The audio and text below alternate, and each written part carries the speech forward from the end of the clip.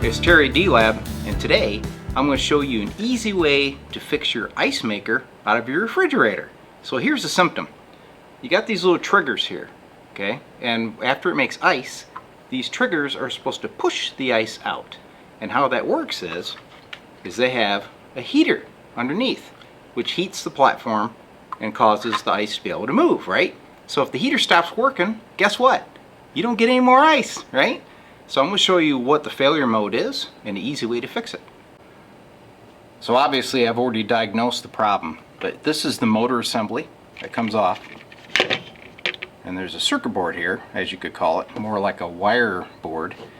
Here are the two pins for the heater. And if you look at this one right here, you'll see he's all arced up. And if you look here at the board, this was a connection point, and you can see it's mangled too. If you look at this contact, it's still okay.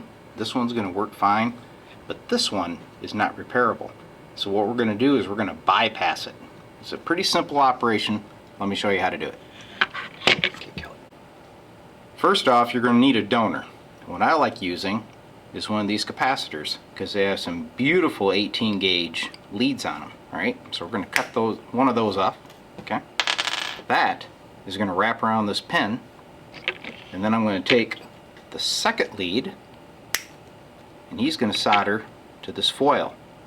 We're going to make a little notch here, chase the leads out, and connect them externally after the board's plugged back in. So we're kind of doing like a bypass surgery, like that artery in your neck from eating too many hamburgers, right? No? Kill it. Alright, first step, you want to clean this heater pin.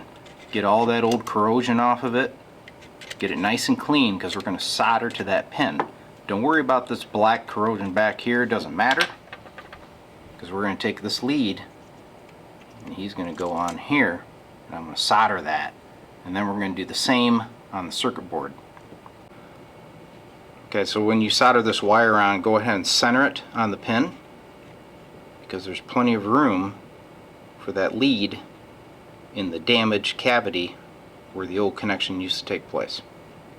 Alright, so we have the wire soldered onto the pin, and believe me, that's a job, people. You really need to clean this pin well and flow a lot of solder to get a connection, but it works. Right? Next, we're going to connect to the foil, but before I do that, I'm going to take a Dremel and make a slot here for these wires to come through. So what we'll end up with is that wire and this new wire are going to come through a channel to the outside where we can solder them together. So let's make a slot for these leads to come through.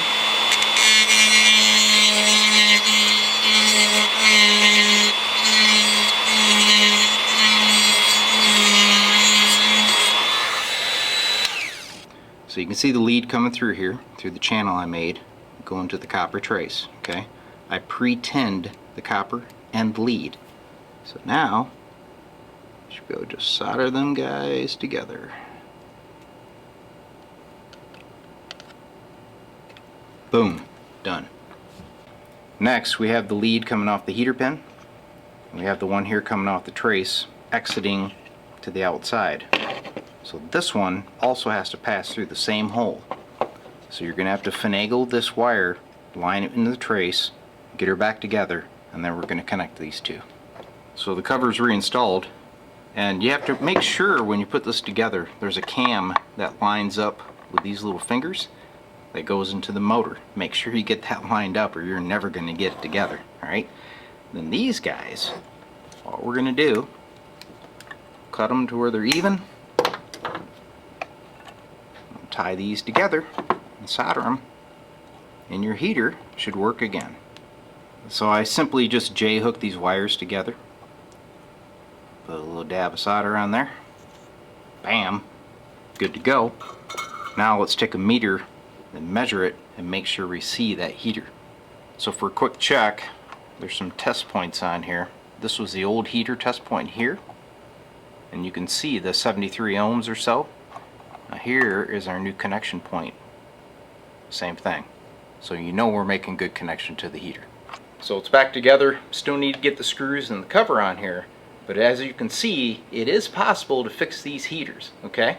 So you could probably save $29.95 by spending 2 hours in the shop going through this torture. Hope you liked the video.